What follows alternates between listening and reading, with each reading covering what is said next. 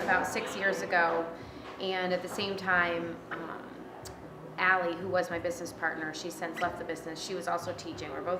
She was in Hawaii teaching. I was in southern Vermont, and both of us were really crafty and working on sewing machines a lot, and kind of just coming up with new ideas. And she had a friend who had seen a bag like this in New York City, and had bought it and deconstructed it, took it apart and tried to figure out what it was made out of. That was probably 10 years ago. And I had quit teaching, and she was not teaching because she had just moved. And I was back on my machine a lot, just playing around. I was bartending, so I had my days free. And I was actually making stuff out of fabric and just trying to use different materials, thinking outside of the box. I wasn't interested in doing what any typical, I guess, fashion design or anything. I just it was a hobby, and my friends really liked the stuff I was doing, and she was getting the same reactions working with the paper. So actually through our hairdressers, 2 different hairdressers, one at Indigo and one at Ara's, they both said to each of us, you need to meet Laura, you need to meet Allie, you guys are kind of both trying to start a business, and it would be great if you guys could just network. She showed me how she made these, basically, using a printed image. We were ripping apart books and magazines, laying it over contact paper, and then adding the 12 layers of newspaper. We couldn't rip up, a Marilyn Monroe magazine and just put it on a bag because it was a copyright issue. So we had to really kind of dig deep and see what direction we could go that wouldn't have legal issues. So we started doing custom and working with contemporary artists and photographers, and creating our own designs, and that's kind of where we are now. We're still kind of doing some of the same things, but definitely the custom has blossomed more than anything else. Everybody wants their picture on the bag. I was a friend of Laura's, and I'm also a massage therapist and a student, so this offered me a really good opportunity to have a flexible schedule. So I go to school full time at CCV, so I work here during the day and then I go at night. So a new skill I learned how to sew about 5 months ago, and now I can do everything on the line pretty much in the whole production. Well, they all have names and personalities. That way, so the far one, that's Juki, and she does these decorative stitching here. And then this one here is Henrietta, and she puts the vinyl on and puts the pockets on in, and also sews the side panels onto the bottom. And this is Hazel, and she does the major construction of putting the sides onto, or the main panels onto the sides and the bottoms. I always like to say good morning to them and try to start their days well so that everything can move smoothly. My name is Zufan, and I actually met Laura in 2006, I think. We worked at a bar together. She was a bartender and I was a cocktail waitress, and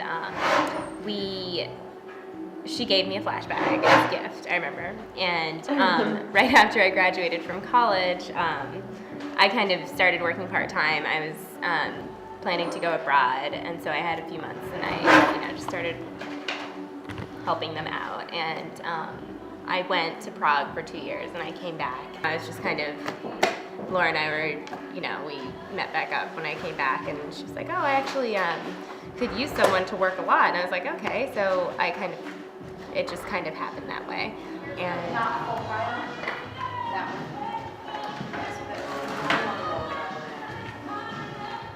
Great. Okay, Sufi, you want to do one of these Gerber guys? And she wants limited, minimal stitching on her image.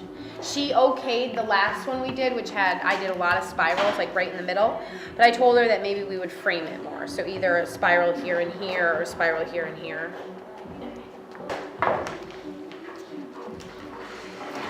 It's really annoying to have this thing on my hand. I don't want this.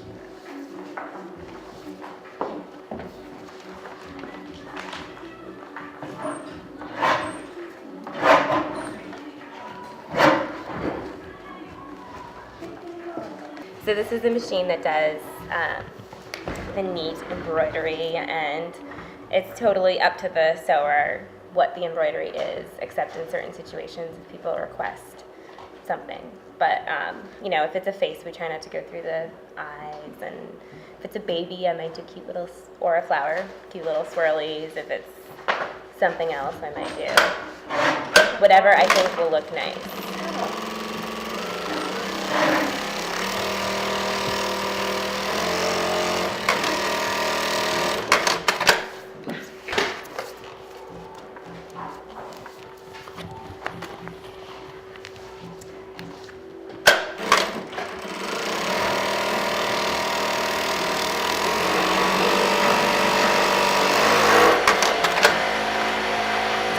This one I'm only going to sew one side of it because we are going to attach a pocket on this side, so we can't sew it shut yet.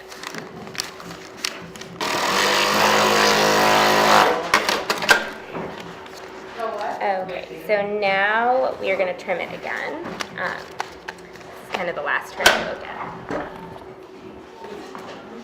And this trim is really important because it is the last one, and if all of the sides aren't perfectly straight and perfectly the same size, then the last machine, when they're seaming the sides, it won't fit together right, and like the side can slide, and the person won't really notice it until they're sewing it and it doesn't fit together right. So both sides are exactly the same size. And now it goes to Henrietta. Alright, so here at Henrietta, the vinyl gets attached to the top of the bags.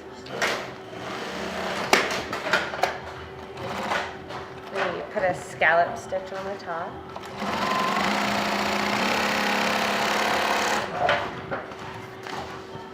The vinyl just kind of makes the bag more durable, last longer.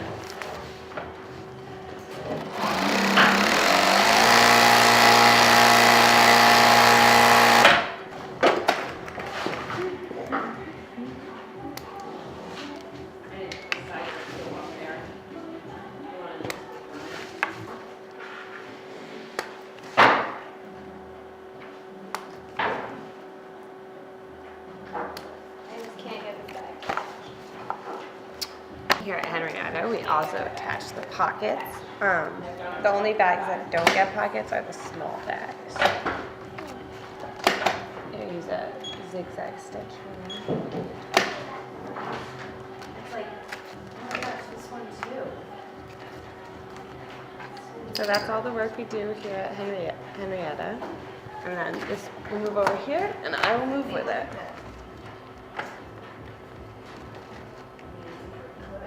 We're here, and now I've got the bottom and the sides and the two main panels. So now I attach them. And it turns into a bag.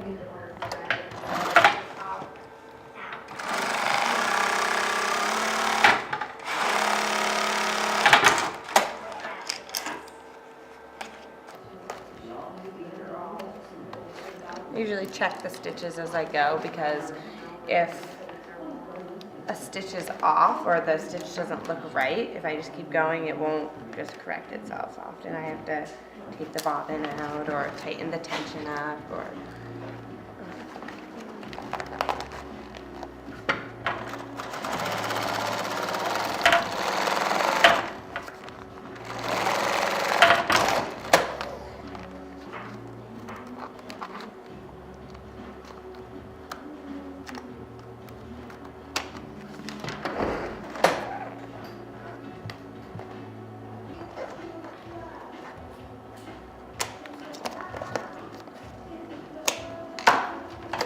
so that's what Hazel does as far as the construction. Then I check to make sure that they're equal distances from the side. I kind of adjust.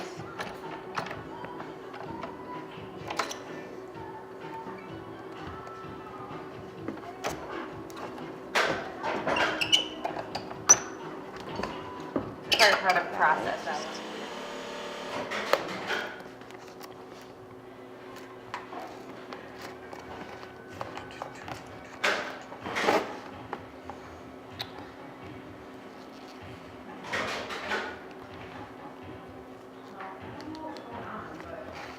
And it's a completed bag.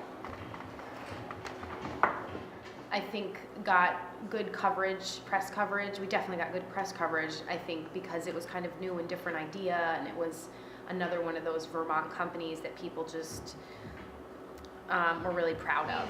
And, gave away bags any chance we got to anybody who was in a place where it would get noticed, just to get the word out. And one of them was in Washington working for a nonprofit called Play Pumps International.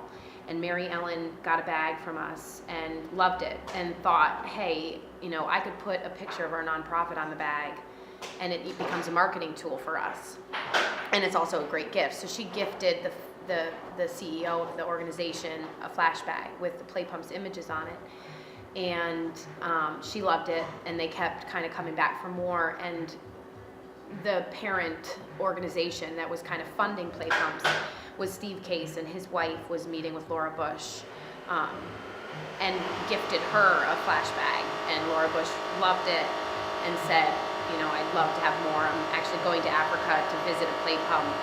Can I bring some bags with me to give away? And so she ordered a bunch of bags, and we stayed up all night on our home sewing machines and made, I think, 55 bags and literally ran to FedEx to ship them out. And it was they didn't end up going because there was a security breach that we knew where the bags were being delivered and how they were going to get to the White House, and that was a security issue. So they actually were going to reject the bags at the White House. And then that became a story in the Free Press, and at which case the White House was like, we've got to accept these bags or else it's going to be another bad story for us. So they actually did get the bags, and we got a thank you note from her, but they didn't end up going to Africa. So it was exciting, but also kind of a disappointment. Democratic Committee, well, they were kind of utilizing us to get Obama out there, and there was a conference about kind of women in politics, and Michelle Obama was going to be there, and one of the women who'd been working with us and selling a lot of flash bags and had given one to Carolyn Kennedy, she was going to be meeting with Michelle and said, I'm just going to bring one in, and she brought in an Obama bag and gave it one to us. I mean, we get emails every day like, oh my god, I love you guys, I love your product, hey, Flashbags. And I'm like, do people talk that way to like other companies, and they just like address them like they're their friend? I mean, people think of us as a friend, they think of us as a sister. They think of us as a company that they are so proud of, and it's just awesome. I mean, despite everything else, I think that that's really special. I don't know how many businesses really know what that feels like. I hope they do. I mean, you'd like to think they do, but it's just so personal, I guess. That's the thing. It's not that other businesses aren't as amazing and capable and unique, but our business is so personal because we take people's pictures. We take the things they love the most and put them on something three-dimensional for them to share, and that means so much to people, and they trust us. They give us things they love and trust that we're going to take good care of them and deliver. The fact that people believe in us and have that faith is just, that's very rewarding.